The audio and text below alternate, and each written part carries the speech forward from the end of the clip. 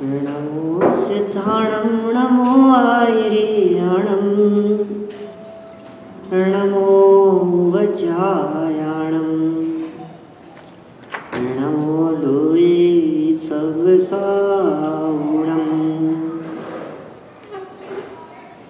वन्दितु सर्वसिद्धे धूमचलवणो ववं गतिं त्वत्ते ओचामी समय पावड़े मोतुद केवली मणिगम नमः समय साराय स्वानुभूत्या चकासते चित् स्वभावाय भावाय सर्वभावान्तरचिदे सर्वभावान्तरचिदे। ग्रंथादिराज समयसार जी है भरत क्षेत्र का अद्वितीय महाशास्त्र जब गुरुदेव के हाथों में पड़ा तो सहज ही उनके मुख से निकल पड़ा, आ तो अशरीरी थबानो महाशास्त्र छे। सर्वश्रेष्ठ ग्रंथ और ग्रंथकर्ता सर्वश्रेष्ठ भरत क्षेत्र के सर्वश्रेष्ठ आचार्य कुंद स्वामी उनके द्वारा लिखी गई है रचना, और ग्रंथकर्ता भी सर्वश्रेष्ठ और ग्रंथ भी सर्वश्रेष्ठ, और आपके अमेरिका का यह जाना शिविर ये सर्वश्रेष्ठ। और जिस जगह पर ये शिविर लगाया गया है ये शिखरबद्ध दिगंबर जैन मंदिर ये टोरंटो का ये सर्वश्रेष्ठ पूरे अमेरिका। तो ऐसे सर्वश्रेष्ठ श्रृंखला में यदि सर्वश्रेष्ठ आत्म तत्व की चर्चा नहीं हो तो फिर क्या होगा। आत्मा की चर्चा करने वाला ये महान ग्रंथ बड़ा अद्भुत है। पिछले 2000 वर्षों में एक दो नहीं सैकड़ों लोगों का जीवन इस समयसार ग्रंथ ने बदल कर रख दिया। जिसने समयसार को पढ़ा, गहराई से जाना और समझा, वो समयसार मय हो गया। जिसने समयसार को समझा उसने समय की कीमत की और उसका समय संसार में परिभ्रमण का अल्प रह गया। आज तक न समय की कीमत हुई, न समय सार की कीमत हुई, न समय स्वरूप भगवान आत्मा की कीमत की, इसलिए संसार परिभ्रमण चल रहा है। क्या है ये समय सार? ये समय सार ग्रंथ की विषय वस्तु क्या है? ये समय सार ग्रंथ में आचार्य कुंद स्वामी क्या कहना चाहते हैं? मुझसे पूछा अभी तो लोग पूछ रहे थे आप क्या विषय लेने वाले हैं। मैंने कहा समय सार। बोले हमने तो कभी पढ़ा ही नहीं है।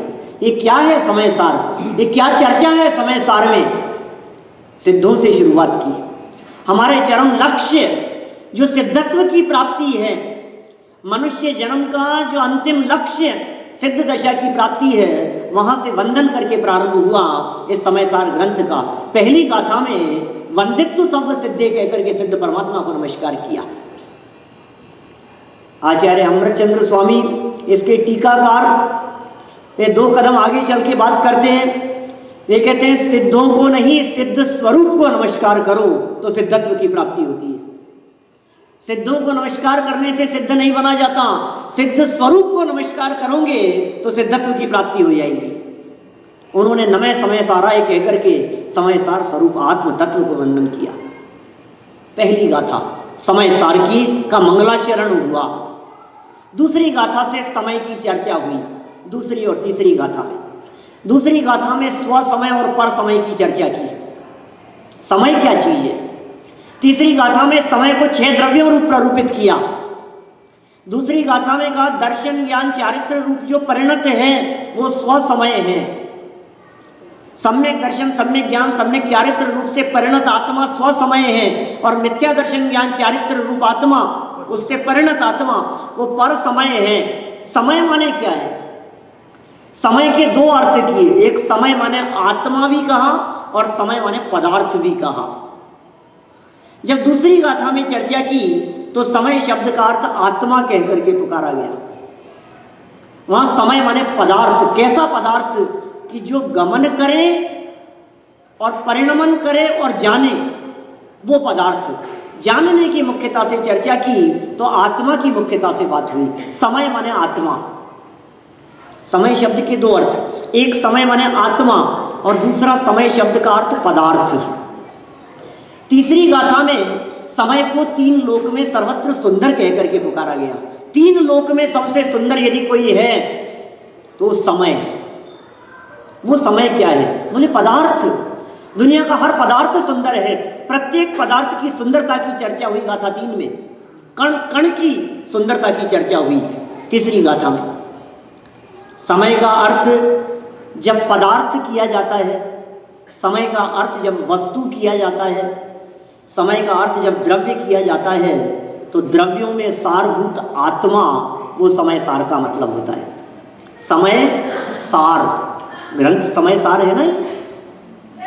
समय माने 6 द्रव्य और सारभूत क्या है? आत्मा।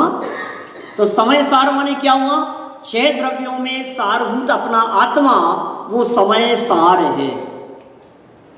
लेकिन जब समय शब्द का अर्थ ही आत्मा कर दिया तो समय सार क्या होगा?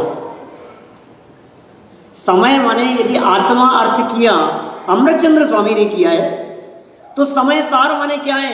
बोले द्रव्य कर्म, भाव कर्म और 9 कर्म से रहित जो शुद्ध आत्मा है वो समय सार है। और इस पूरे समय सार ग्रंथ में उस भगवान आत्मा के गीत गाए गए। चौथी गाथा में कह दिया, काम भोग बंधन की कथा तो हे जीव तुमने अनंत बार सुनी है, अनंत बार सुनी है, सबकी सुनी, परिचित, अनुभूत काम भोग बंधन की कथा। और पर से पृथक एकत्व की उपलब्धि तुझे आज तक कभी नहीं हुई। 5वीं गाथा में उसी की प्रतिज्ञा की कि वो समय सार स्वरूप शुद्धात्मा हम तुम्हें दिखाएंगे। 5वीं गाथा। 6ठी गाथा में उस शुद्धात्मा का स्वरूप बताना शुरू किया और प्रमत्त अप्रमत्त से रहित, पर्याय मात्र से रहित उस भगवान आत्मा के गीत गाना शुरू कर दिया। 6ठी गाथा में ना अपमत्त है ना पमत्त है जो एक ज्ञायक भाव है। 7वीं गाथा में और आगे बढ़े तो गुण भेदों से भिन्न कहने की बात कह दी, जिसमें दर्शन ज्ञान चारित्र आदि के भेद दिखाई देते हैं, वो मैं नहीं हूं। ना ज्ञान ना दर्शन ना चरण, ज्ञायक शुद्ध है। 8वीं गाथा में नए विभाग की चर्चा करने लगे। व्यवहारी को व्यवहार की भाषा में समझाएंगे, अनार्य को अनार्य भाषा में ही समझाया जाता है। अनार्य भाषा के बिना अनार्य को समझाया नहीं जा सकता है। 8वीं गाथा। 9वीं और 10वीं गाथा में श्रुत केवलियों की चर्चा की, भाव श्रुत ज्ञान की चर्चा की। 11वीं गाथा के अंदर शुद्ध नय की बात कही। शुद्ध नय आश्रित जीव ही सम्यक दृष्टि है, 11वीं गाथा हो गई। 12वीं गाथा में वही नए विभाग की बात कही। 13वीं गाथा में पूरी विषय वस्तु बतलाई उन्होंने। अपना एक पूरा प्रोग्राम उन्होंने नक्की किया कि किस तरह से इस समय सार की विषय वस्तु को हमें आगे बढ़ाना है। 13वीं गाथा में। 14वीं और 15वीं गाथा में अबद्ध स्पष्ट आदि की चर्चा की। 14वीं गाथा में 5 बोल बतलाए और 15वीं गाथा में संपूर्ण जिन शासन को ग्रहण करने की बात कही। 16वीं गाथा के अंदर चर्चा हुई। फिर 17वीं 18वीं गाथा जहाँ आबाल गोपाल सबको सुलभ कहा। 19वीं गाथा में अज्ञानी की बात कही। ये कंटिन्यू विषय वस्तु इस तरह से आगे बढ़ती गई। फिर आगे चले अपन तो 20, 21, 22 नंबर की गाथाओं में, उन गाथाओं में अज्ञानी की ऐसी परिभाषाएं, ऐसी व्याख्याएं प्रस्तुत की गई, घर बार महल मकान को अपना कहता है, ये मेरे हैं, मैं इनका हूँ, ये मैं हूँ, ऐसी चर्चाएं होती रही। फिर शिष्य ने शंका उठाई कि साहब यदि आप इनका निषेध करते हो तो केवलियों की स्तुति कैसे होगी। 25-26 गाथा पहुंच गए। फिर जवाब दिया 27वीं गाथा में कि तू नए विभाग को नहीं जानता है, इसलिए इस प्रकार की बातें करता है। देह चेतन व्यवहार से एक कहे जाते हैं, निश्चय से ये कभी भी एक नहीं हो सकते। आगे बढ़कर के 31, 32, 33 गाथा में निश्चय स्तुति की चर्चा हुई, निश्चय भक्ति की चर्चा हुई। आगे 34वीं गाथा में चल करके वो प्रत्याख्यान की बात कह दी, नाणम पच्चाखाणम कह दिया। 35वीं गाथा में उसके लिए उदाहरण प्रस्तुत कर दिया। इस समय सार की विषय वस्तु ये क्या प्रतिपादन कर रहे हैं आचार्य देव यहाँ। 38वीं गाथा तो प्राण है, जीवा जीवाधिकार का। 9 अधिकारों में विभक्ति है समय सार ग्रंथ। इसका पहला अधिकार जीवाजीवाधिकार, उस जीवाजीवाधिकार का प्राण है वो 38वीं गाथा, अहम इक्को खलु शुद्धो कहकर के जहां चर्चा की है, भगवान आत्मा के वास्तविक स्वरूप की चर्चा की है। जैसे 38वीं गाथा प्राण है, उसी तरह से 49वीं गाथा भी प्राण है, उसमें भी बहुत सुंदर चर्चा की। चैतन्य गुणमय आत्मा, अव्यक्त, अरस, अरूप है, 5 परमागमों के अंदर उपलब्ध वो गाथाएं नियम सार विधान करेंगे अपन यहां, उसमें भी आएगी। अलिंग ग्रहण के बोलों की चर्चा जिसके माध्यम से होती है, प्रवचन सार 172वीं गाथा, समय सार की 49 नंबर गाथा है वो। 50 से 55 तक की गाथाओं में 29 बोलों की चर्चा हुई। न राग है, न मोह है, न गुणस्थान है, न मार्गणा स्थान है, ये सब की चर्चा 50 से 55 तक की गाथाओं में हुई। इस तरह से धीरे धीरे धीरे धीरे आगे चलते चले गए। ये जीवाजीवाधिकार में कुल मिलाकर के सार रूप में ये बात कही गई कि हे जीव तू भिन्न है और अजीव भिन्न है, तू न्यारा है और देह न्यारी है। इस पहले अधिकार में जीवाजीवाधिकार 68 गाथाएं हैं। इन 68 गाथाओं में इसका मूल प्रतिपाद्य जो रहा वो जीव को अजीव से भिन्न बतलाने का, पर पदार्थों के साथ में एकत्व और ममत्व बुद्धि को तुड़ाने का प्रयास आचार्य कुंद स्वामी ने जीवाजीवाधिकार में दिया। सबसे पहला अधिकार 1 से लेकर के 68 गाथा। अनिल भाई, निश्चय व्यवहार शैली की चर्चा मुख्य रूप से हुई है। निश्चय व्यवहार शैली में प्रतिपादन हुआ है। गाथा नंबर 69 से शुरू हुआ कर्ता कर्म अधिकार, सारे जैन शासन का प्राण है। इस जीव के अनादिकाल से पहली भूल शरीर को आत्मा मानना, उसको तुड़ाने की बात कही पहले जीवाजीवाधिकार में। कर्ता कर्माधिकार के अंदर दूसरी भूल की चर्चा की, ये कर्ता धर्ता मानता है। पहली भूल क्या है? शरीर को ही आत्मा मानता है, यही मैं हूं, यही मेरे हैं। जगत के पदार्थ शरीर को अपना मानना और जगत के पदार्थ संयोग मेरे हैं, ये इस जीव की बहुत बड़ी भूल है। इस भूल को सबसे पहले जीवाजीवाधिकार में तोड़ाया। और दूसरी जो भूल कर्ता कर्म संबंधी है, 69 नंबर गाथा से शुरू हुआ, 144 नंबर गाथा तक चला। बहुत बड़ा अधिकार है कर्ता कर्म अधिकार। हम यहाँ शुरू करने वाले हैं। कर्ता कर्म अधिकार की चर्चा करूंगा मैं यहाँ से। मेरे से कहा अतुल भाई ने कि आप इसकी प्रारंभिक गाथाएं लो। मैंने कहा ठीक है, कोई बात नहीं, इसकी प्रारंभिक गाथाओं की चर्चा करेंगे। माने एक द्रव्य दूसरे द्रव्य का कर्ता धर्ता नहीं है। मैं पर पदार्थों का कर्ता धर्ता नहीं हूं, यहां तक कि मैं राग का भी कर्ता नहीं हूं, मैं विकार का कर्ता नहीं हूं। ये कर्ता कर्म अधिकार की प्रारंभिक गाथाओं से बात शुरू हुई और कर्ता कर्म अधिकार समापन करते करते 144वीं गाथा तक जहां पहुंचे वहां पक्षातिक्रांत की चर्चा की, पर्याय मात्र से पार बने की चर्चा कह दी, आत्मानुभूति की बात कह दी, अतीन्द्रिय आनंद के रसास्वादन की चर्चा हुई।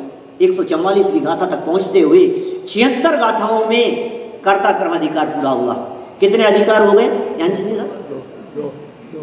कितने हो गए? अरे ये उंगलियां इसलिए दिखा रहा हूं कि किसी को नहीं समझ में आया हो तो देख के बोल दो।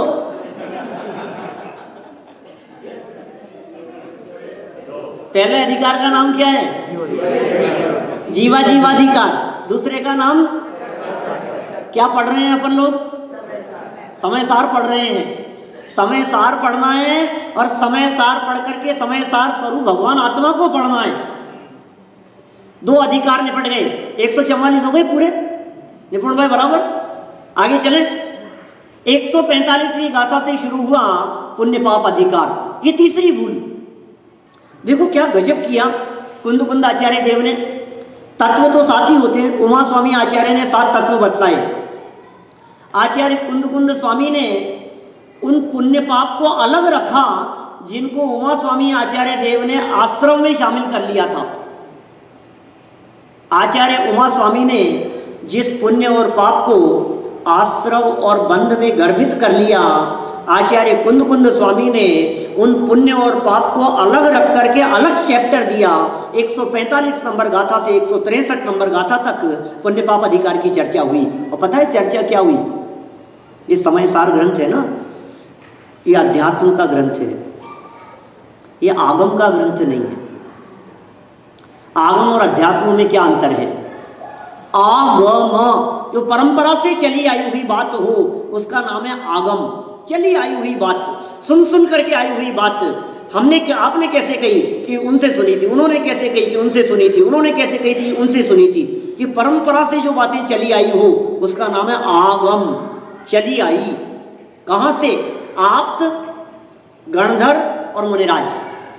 आ, ग और मा, 3 अक्षर है ना आगम में। आ माने आप्त, अरहंत परमात्मा। ग माने गणधर, मा माने मुनिराज। अरहंतों का कहा हुआ, गणधरों का गूथा हुआ और मुनिराजों का लिखा गया, ये जो परंपरा से चला आया है उसका नाम है आगम। ये आचार्य कुंद स्वामी उस समय में उन्होंने इन ग्रंथों की रचना की जिस समय आगम लिखे जा रहे थे। षटखंडागम, कषाय पाहुड़, ऐसे ग्रंथों की जब रचना हो रही थी तो उस समय कुंदाचार्य देव ने ये परम आगम लिखे। कि वो आगम और ये परमागम क्यों है? क्योंकि आगम में सुनी हुई बात है और परमागम में अनुभव की बात है, ये फीलिंग की बात है, ये अनुभव की गहराइयों में डूब करके लिखी गई बात है। पुण्य पाप के बारे में मेरे को एक निबंध लिखना था। मैंने कहा कहाँ लिखे, कहाँ देखे? 25 साल पुरानी बात, 30 साल पुरानी, कहाँ मिलेगा? मैंने सुना पुण्य पाप अधिकार चल रहा है प्रवचन में हमारे वहाँ।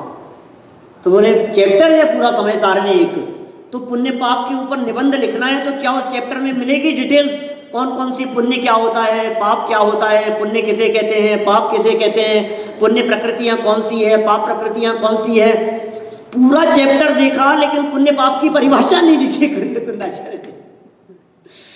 माने पुण्य पाप अधिकार का प्रतिपाद्य पुण्य और पाप समझाना नहीं है, इस जीव की उस तीसरी भूल को निकालना है जिस जगह पर ये सबसे बड़ा अनर्थ करता है। वो कौन सी भूल है? कि ये पुण्य इन जगत के जीवों के चित्त में धर्म बन के बैठा हुआ है। ये पुण्य और पाप समान है, ये चर्चा हुई तीसरे चैप्टर में, चैप्टर नंबर 3। पहले का नाम क्या था? पहले का नाम क्या था? सुनाई नहीं दे रहा, पीछे अंकित में क्या नाम था? पीछे भैया देखो देखो अकेले की आवाज कितनी है, सब मिलके बोल सकते हो इतना तेज? पहले अधिकार का नाम जीवा। जीवा खाना खाया नहीं अंकल, बराबर था क्या? सबने पूछा नहीं आपने? दूसरे अधिकार का नाम बताओ चलो। कर्ता कर्म अधिकार। तीसरे अधिकार का नाम क्या है? पुण्य पाप अधिकार। और पुण्य पाप अधिकार में पुण्य भी तो पाप है, ये चर्चा हुई है। जो लोह बेड़ी बांधती त्यों स्वर्ण की भी बांधती, ये चर्चा हुई है पुण्य पाप अधिकार में। 18 गाथाओं का ये अधिकार 145 से लेकर 163 तक, इस 18 गाथाओं के इस अधिकार में पूरे चैप्टर में पुण्य को पाप के समान बतलाया गया, दोनों को बंधन का कारण कह दिया गया। अमृत चंद्राचार्य देव ने जब इसकी टीका लिखी तो कलश में पुण्य और पाप दोनों को क्षुद्रा के बेटे कह करके पुकारा। और नाटक समय सार में जो छंद है सुनाई होगा आपने कई बार। जैसे काहू चंडाली जुगल पुत्र जने तिन्ही, एक दियो बामन के एक घर राख्यो है।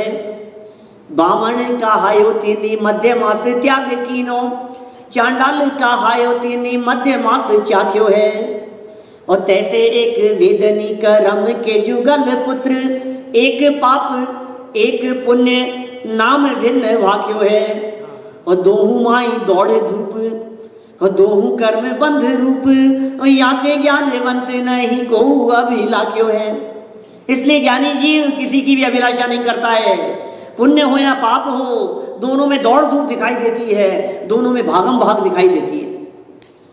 जैसे आपको आकुलता ऑफिस और बिजनेस के लिए जाने की होती है, वैसी ही आकुलता यहाँ जिन मंदिर में प्रवचन छूट न जाए, आकुलता में कोई फर्क नहीं है कि साहब वो तो पाप के लिए है, ये पुण्य के लिए, कि आकुलता में कोई फर्क नहीं है।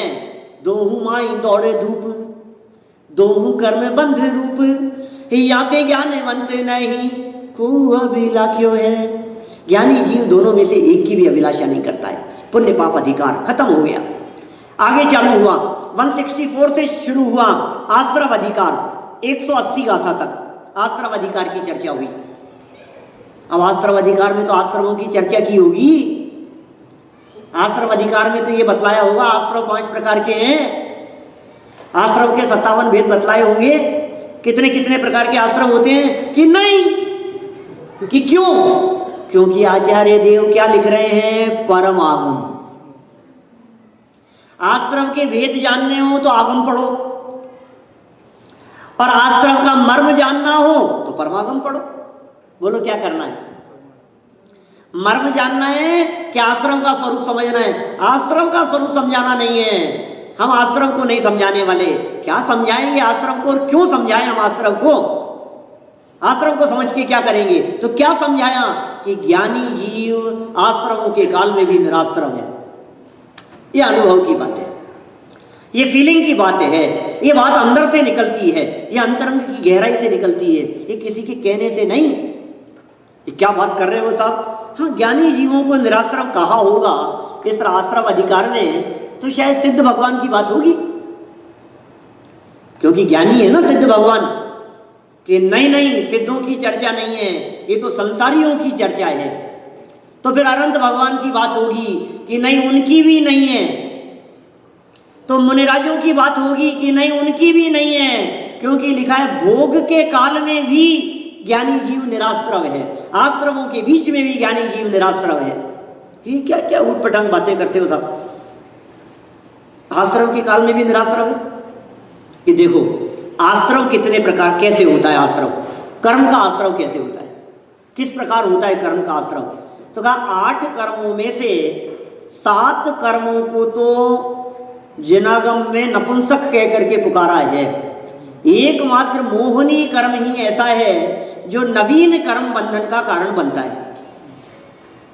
8 में से 7 कर्म नए कर्म बांधने में समर्थ नहीं होते। टोडरमल जी ने सिद्ध किया मोक्ष मार्ग प्रकाशक दूसरे अध्याय में, बोले आघातीय कर्म तो जड़ में फलित होते हैं, वेदनीय, आयु, नाम, गोत्र संयोग रूप है, बोले उनसे तो कोई आश्रय होता ही नहीं है, कोई मतलब नहीं है। ज्ञानावरण, दर्शनावरण और अंतराय, बोले ये जो 3 कर्म है ना, इन तीनों कर जितना आवरण है उतना तो उनका अस्तित्व ही नहीं है, और जितना आवरण नहीं है वो अपने स्वभाव का अंश है, वो बंधन का कारण कैसे होगा? तो फिर क्या करें साहब? नए कर्म बंधन का कारण क्या है? बोले मोहनीय कर्म। और सुनो, मोहनीय कर्म में भी 2 भेद, एक दर्शन मोहनीय और एक चारित्र मोहनीय। सो दर्शन मोहनीय से होने वाला आश्रम अनंत आश्रम, और उसकी तुलना में चारित्र मोहनी का आश्रम कुछ नहीं, होता ही नहीं है। और ज्ञानी के दर्शन मोह है नहीं, इसलिए आचार्य देव कहते हैं ज्ञानी निराश्रव है, क्योंकि चारित्र मोह को आगम में, इस परमागम में, अध्यात्म में गिनते ही नहीं है। अध्यात्म की शैली में दर्शन मोह की चर्चा करेंगे, दर्शन मोह ही मुख्य है, और दर्शन मोह ज्ञानी के होता नहीं है, इसलिए ज्ञानी जीव को निराश्रव सिद्ध किया है। आश्रव अधिकार खत्म हो गया, गाथा नंबर 180 तक पहुंच गए। आश्रव अधिकार। अब शुरू हुआ संवर अधिकार। वेद विज्ञान है, संवर अधिकार प्राण है भाई साहब। संवर अधिकार सारे ग्रंथ का सार है, पूरे समय सार ग्रंथ का। यदि कोई सर्वोत्कृष्ट यदि अधिकार किसी को कहा जाए तो उसका नाम है संवर अधिकार। अच्छा, संवर किसे कहते हैं? ये बात तो आई होगी उसमें। कौन से अधिकार की बात कर रहा हूं? अधिकार नंबर कौन सा हो गया ये? अधिकारों के नाम याद हो रहे हैं ना आपको? पहले का नाम क्या था? जीवा जीवाधिकार। दूसरे का नाम कर्ता कर्म अधिकार। नंबर 3 अपूर्व भाई पुण्य पाप अधिकार, बराबर। हाँ, चौथा अधिकार आश्रव अधिकार, और 5वां अधिकार संवर अधिकार। तो संवर तो यही कहा होगा, आश्रम निरोधे संवर है। 181 नंबर गाथा से शुरू हुआ, 192 तक चलेगा। बहुत छोटा अधिकार है, 181 से लेकर 193 तक संवर अधिकार। सिर्फ 12-13 गाथाएं लिखी इसमें, और चर्चा क्या की है? आश्रम निरोधे संवर है। नहीं अनिल भाई, उपयोग में उपयोग है, यहां से चर्चा करते हैं। संवर किसे कहते हैं? बोले कर्मों के आने के रुकने का नाम संवर है। बोले यार तुम आगम पढ़ो जाओ, ये हमारी क्लास में मत आओ तुम।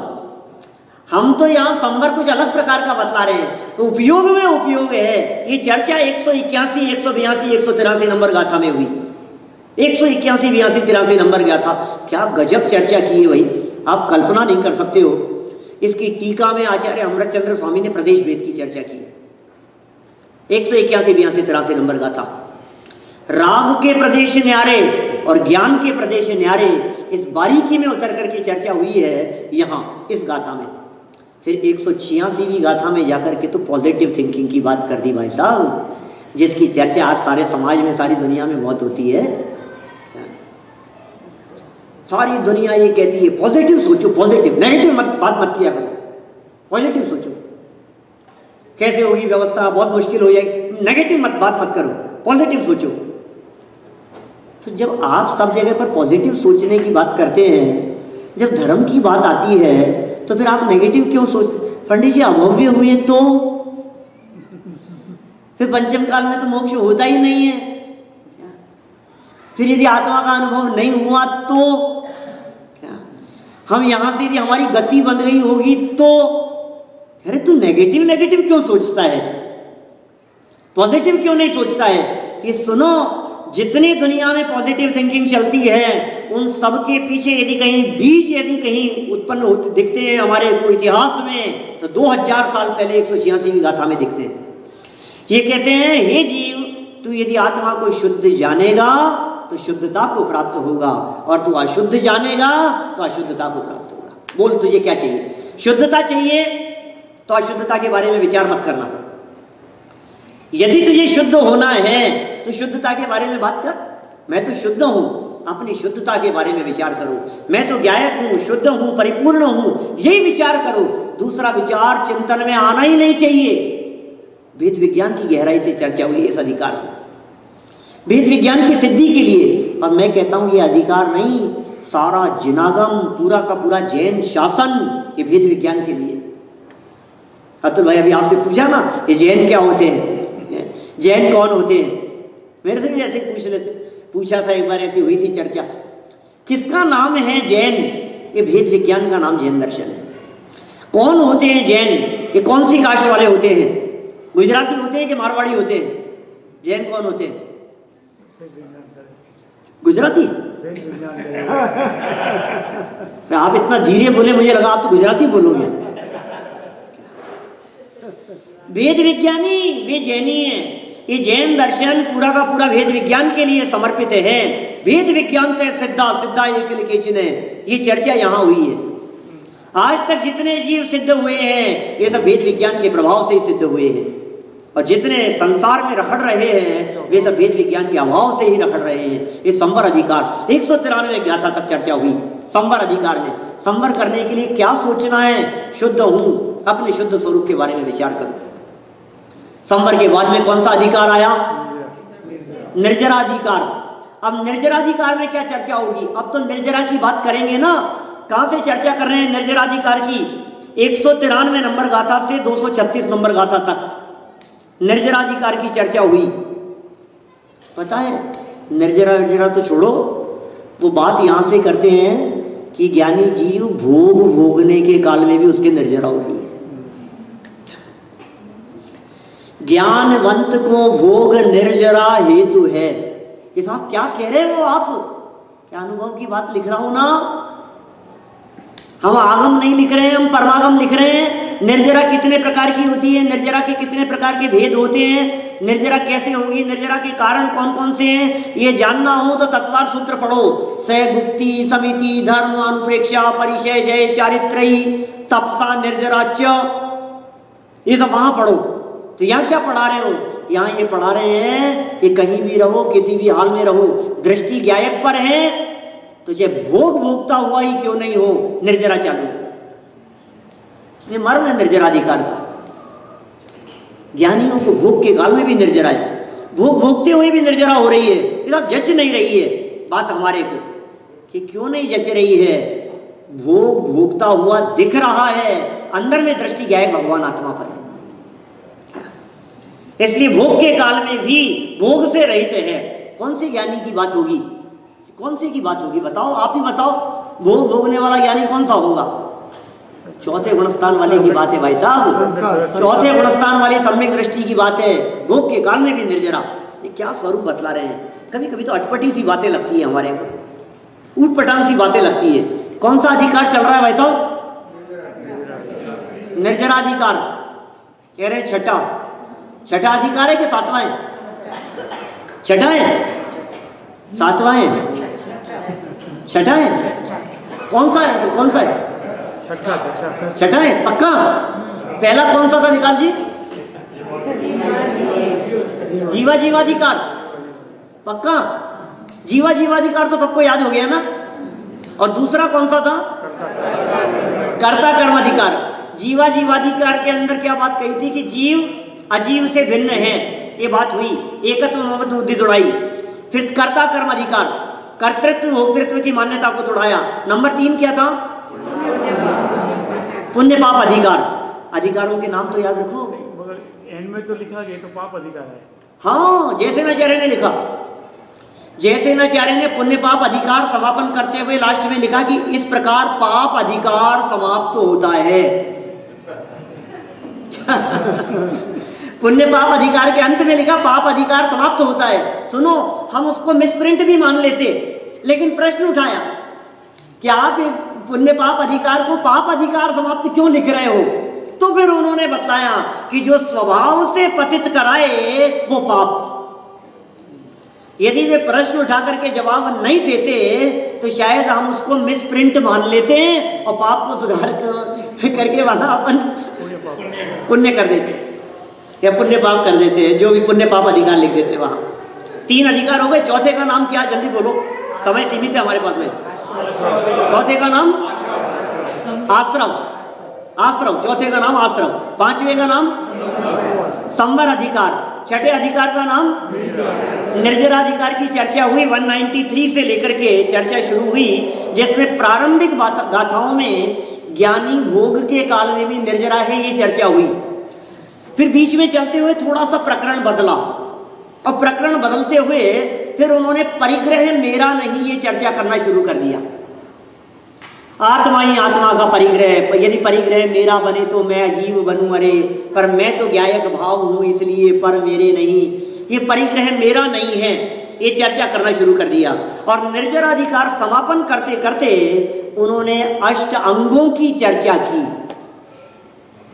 निशंकित, निकांक्षित, निर्विचिकित्सा, अमूढ़ दृष्टि, उपगूहन, स्थितिकरण, वात्सल्य और प्रभावना, इन 8 अंगों की चर्चा की। और निशंकित अंग की चर्चा करते हुए सप्त भयों से रहित पना बताया।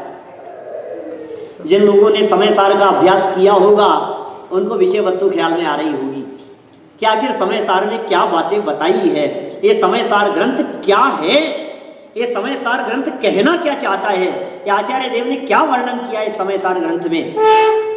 तो कहां जाकर के समापन किया? निशंकित निर्भय होते हैं ज्ञानी जीव, निशंकित आदि 8 अंगों से युक्त होते हैं ज्ञानी जीव। अमृतचंद्राचार्य देव ने कलश लिखे। निर्जराधिकार संपन्न हुआ। कौन सा अधिकार आ जाएगा आगे? बंद अधिकार। 237 से लेकर 287 नंबर गाथा तक बंद अधिकार की चर्चा हुई। क्या चर्चा की होगी उस बंद अधिकार में? इसमें भी बंद की बातें बतलाई होगी कि नहीं बताई? पुण्य पाप अधिकार में पुण्य पाप की चर्चा नहीं, आश्रम अधिकार में आश्रम की चर्चा नहीं, संवर अधिकार में संवर की परिभाषा नहीं, निर्जराधिकार में निर्जरा की बात नहीं, बंद अधिकार में बंद को बता रहे नहीं। ये क्या लिख रहे हो आप कि बताया तो था तुम्हारे को, हम परम आगम लिख रहे हैं। और सार क्या बतलाया उन्होंने? बंद अधिकार में बंद की विस्तार से चर्चा करते हुए 5-5 गाथाओं के ग्रुप बनाए, उन्होंने चर्चा की। फिर ये कोई इसको मार नहीं सकता है, वही सारी गाथाएं इस प्रकार की, मारो न मारो जीव को हो बंद अध्यवसान से, और रेणु बहुल स्थान में है तेल मर्दन कर्पूर, सारी गाथाएं चर्चाएं होती रही वहां बंद अधिकार के अंदर इस प्रकार की चर्चाएं। और सिद्ध किया कि बंद का मूल कारण तेरा रागादि परिणाम है। बहुत सुंदर कलश लिखा अमृतचंद्र स्वामी ने, और उस कलश का भावानुवाद करते हुए नाटक समय सार में बनारसी दास जी क्या कहते हैं, देखो बहुत सुंदर चंद है। कर्म जाल वर्गणा सो जग में न बंधे जीव, बंधे न कदापि मन वच काय जोग सो, चेतन अचेतन की हिंसा सो न बंधे जीव, बंधे न अलख पंच विषय विष भोग सो, कर्म सो अबंध सिद्ध योग सो अबंध जिन, हिंसा सो अबंध साधु ज्ञानी विषय भोग सो, और इत्यादि वस्तु के मेलाप सो न बंधे जीव, बंधे एक रागादि अशुद्ध उपयोग सो। क्या बंध अधिकार का सार, किससे बंधता है ये जीव, बंधता किससे है? कि साहब क्या बात कर रहे हो, सीधी सी बात है, कर्म से बनता है। क्यों साहब, क्यों भैया, किससे बनता है बताओ दिनेश भाई, किससे बनता है? कर्मों से बनता है, कर्मों ने बांध रखा है। धोखे में मत रहना, कर्म नहीं बांधते, कर्म आपको बांधने में समर्थ नहीं है, कि कर्म नहीं बांधते, तो फिर किससे बनता है? तो मन वचन काय से बनता होगा? योगों से तो बनता है, योगों की चंचलता से तो, कि नहीं नहीं इससे भी नहीं बनता। तो फिर किससे बनता है? कि हिंसादि की जो प्रवृत्तियां होती है इनसे बनता होगा, कि इनसे भी नहीं बनता। तो फिर साहब पंचेंद्रिय के विषय भोगों को भोगने से तो बनता होगा, बोले इससे भी नहीं बनता।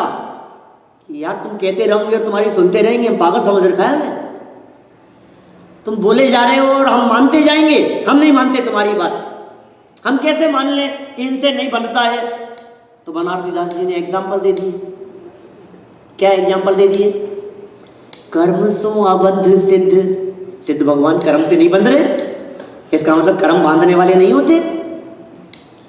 तो मन वचन काय से? योग सो अबंध जिन, अनंत भगवान मन वचन काय होते हुए भी नहीं बंध रहे हैं। तो फिर हिंसा से कि मुनिराज चल रहे हों और पैरों के नीचे कोई जीव आकर के मर जाए तो भी उनको हिंसा का पाप नहीं लगता, माने हिंसा से भी बंधन नहीं है। तो फिर विषय भोगों से कि ज्ञानी जीव को भोग भोगने के काल में भी बंधन नहीं है। तो फिर बंधता किससे है? तो बंधन नहीं मानते आप, कि मानते हैं ना, बंध अधिकार लिख रहे हैं तो बंध तो मानते ही हैं, अधिकार का नाम तो बंध अधिकार है ना। तो किससे बंधता है? बंधे एक रागादि अशुद्ध उपयोग सो, एकमात्र रागादि अशुद्ध उपयोग से बंधता है। ये बंध अधिकार का सार है। कितनी गाथाएं? 50 गाथाएं कर दी मैंने पूरी, यहां 287 तक पहुंच गया हूं मैं। समझ में आ रही है क्या बात? कहां तक आ गए? कितने अधिकार हो गए? 7 ही हुए हैं अभी भी 7 ही हुए हैं। बज गए क्या 7? 8 बज गए नहीं, 9 बज रहे हैं अभी तक। 9 करने हैं अभी, 9 बजे तक अपने को 9 पूरे करने हैं। अभी 7 हुए हैं, बाकी अभी 9 बजे नहीं है। देखो क्या कह रहे हैं, बंध अधिकार के बाद चर्चा चालू हुई मोक्ष अधिकार की, और मोक्ष अधिकार के अंदर चर्चा क्या कर रहे हैं? वो बंध के चिंतन से मुक्ति नहीं होती, मुक्ति के चिंतन से मुक्ति नहीं होती।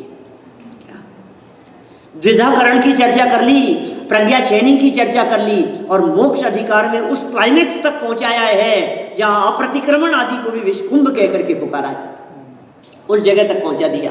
ये मोक्ष अधिकार के अंतिम गाथाओं में पहुंचते पहुंचते 306 नंबर और 307 नंबर गाथा में पहुंचते पहुंचते उन्होंने उस लेवल तक पहुंचा दिया कि अप्रतिक्रमण, अप्रतिसरण या प्रतिक्रमण आदि भी विषकुंभ है। प्रतिक्रमण आदि को विषकुंभ कहकर के पुकारा, ये छोड़ने लायक है। प्रतिक्रमण भी खोटा काम है, ऐसा कहकर के पुकारा गया। मोक्ष की चर्चा नहीं, मुक्त की चर्चा की है। मुक्ति की नहीं, मुक्त की बात की है। ये चर्चा हुई है मोक्ष अधिकार में, और फिर चालू हुआ वापस कौन सा अधिकार? सर्व विशुद्ध ज्ञान अधिकार, 9वां अधिकार। 308 नंबर गाथा से शुरू हुआ, चलेगा कहां तक? 415 नंबर गाथा तक। 308 से 311 तक की गाथाएं पिछले साल विपिन जी ने ली थी, इसी शिविर में चलाई थी। जिन गाथाओं की टीका के आधार पर गुरुदेव ने क्रमबद्ध पर्याय निकाली। क्या? जीवो ही तावत क्रम नियमित आत्म परिणाय उत्पद्यमानो जीव एव न अजीव है, एवं अजीवोपि क्रम नियमित आत्म परिणाम उत्पद्यमानो अजीव एव न जीव है। ये चर्चा जहां से निकली है वो सर्व विशुद्ध ज्ञान अधिकार है। अलग अलग एंगल से चर्चा हुई। हम तो ये कहते हैं, दादा ने सिद्ध किया इस बात को कि ये कर्ता कर्म अधिकार का ही उत्तरार्ध है प्रकारांतर से, क्योंकि इसने कर्ता कर्म की मान्यता के ऊपर ही पुनः चोट मारी है। इस सर्व विशुद्ध ज्ञान अधिकार में जिस गायक भगवान आत्मा की बात कही है, उस भगवान आत्मा को यही सिद्ध किया है कि ये पर का कर्ता धरता नहीं है। जहां राग पर्याय का कर्ता नहीं है, जहां पर्याय से भिन्न बतलाया और अपनी पर्याय का कर्ता अपने आत्मा को भी बतलाया, ये चर्चा वहां हुई है। सांख्य मतावलंबियों की चर्चा की बीच बीच में, बौद्ध मतावलंबियों की चर्चा की, उनका निषेध किया, निराकरण किया। ये सब कर्ता कर्म, क्योंकि आचार्य कुंद कुंद स्वामी की दृष्टि से सोचो आप, 76 गाथाएं तो लिखी थी वहां, कहां पे? कर्ता कर्म अधिकार में। 69 नंबर गाथा से लेकर 144 नंबर गाथा तक 76 गाथाएं। 108 नंबर 308 से 415 108 गाथाएं ये लिखी। 108 प्लस 76 कितनी हो गई? 184 गाथाएं। 415 में से 184 गाथाएं तो इसलिए लिखी है कि तू कर्ता धरता नहीं है। इसका मतलब आचार्य कुंद कुंद स्वामी की दृष्टि में ये कर्तापन की जो बुद्धि है इसकी, ये कितनी खतरनाक संसार परिभ्रमण का कारण उनको दिखती होगी। उनको लगा इसकी भूल ये है सबसे बड़ी, इसके ऊपर सबसे ज्यादा चोट मारनी चाहिए। अकर्तापन की सिद्धि में, अकर्तापन की चर्चा में आप न्याय शास्त्र उठा करके देखेंगे तो आपको सिर्फ ये चर्चा मिलेगी, ईश्वर सृष्टि का कर्ता नहीं है। जैनियों का अकर्तावाद पूछ लो आप किसी से भी, सारा जगत क्या कहेगा, जैनी अकर्तावादी होते हैं। हमारे यहाँ तो यूनिवर्सिटी में पढ़ाते हैं शर्मा जी, फिलोसफी डिपार्टमेंट में, उनसे पूछा जैन दर्शन क्या है, तो जैनी तो अकर्तावादी होते हैं। वो बतला रहे हैं जैनी अकर्तावादी होते हैं। हिंदू हैं, किसी मुसलमान से पूछो, आपके यूनिवर्सिटी में प्रोफेसर हो फिलोसफी के, वो कहेंगे जैनी कौन होते हैं? अकर्तावादी होते हैं। जैनियों के यहाँ तो अकर्तावाद है। और पूछो क्यों, तो कहेंगे ईश्वर सृष्टि का कर्ता नहीं है इसलिए। लेकिन सुनो भाई साहब, ये ईश्वर सृष्टि का कर्ता नहीं है। जैनियों के इस प्रकार के अकर्तावाद के लिए 184 गाथाओं में से कुंद कुंदाचार्य देव ने एक गाथा भी नहीं लिखी। बोलो, एक गाथा तो छोड़ो, एक लाइन भी नहीं लिखी, एक चरण भी नहीं लिखा। अब आप कल्पना कर सकते हो, माने वो एक लाइन भी इस चीज के लिए लिख करके वो लाइन बर्बाद नहीं करना चाहते थे। और क्या किया उन्होंने कि सुन, उस ईश्वर कर्तृत्व का क्या निषेध करें? ये जो जन जन में बैठे हुए लोग जो ईश्वर बने बैठे हैं, मैं करता हूं, मैं करता हूं, उस मान्यता के ऊपर चोट मारी है। ये कर्ता कर्म अधिकार का उत्तरार्ध।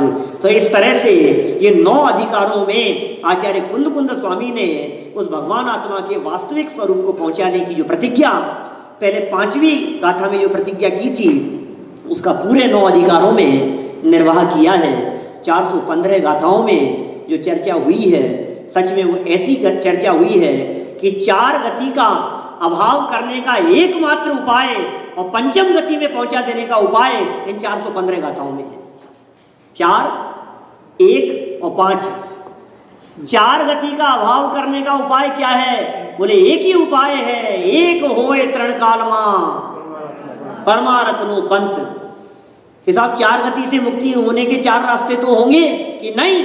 एक ही रास्ता है कि उससे पहुंचेंगे कहां? कि पंचम गति में। 4 गति का अभाव कर इस एक गायक भगवान आत्मा के आश्रय से पंचम गति की प्राप्ति करें, इस भावना से आचार्य कुंद कुंद स्वामी ने इस समय सार ग्रंथ की रचना की है। भाई साहब, ये समय सार परम अध्यात्म का ग्रंथ है। इसमें मेरे गीत गाए हैं, इसमें मेरी चर्चा की है, इसमें मेरा वर्णन, मेरी महिमा का बखान किया है। इसमें 415 गाथाओं में से यदि एक भगवान आत्मा, उसको यदि बीच में रखें हम, तो 4 और 5 45 वर्षों तक एक भगवान आत्मा के गीत गुरुदेव श्री ने इस समय सार के आधार पर गाए। 415 गाथाएं है ना, और बीच में क्या है? 4 और 5 के बीच में एक भगवान आत्मा के गीत। और कितने वर्षों तक? कि 4 और 5 45 वर्षों तक। क्या 45 साल तक जिस भगवान आत्मा के गीत गुरुदेव श्री गाते रहे, हम यहाँ 45 माने 4 और 5 बीच में एक की जगह डॉट लगा दो तो 4.5 माने 4.5 दिन में हम यहाँ उसी भगवान आत्मा के गीत गाने वाले हैं। आप उसका लाभ लेवें और स्वयं परमात्मा बन जाएं, इस भावना से बात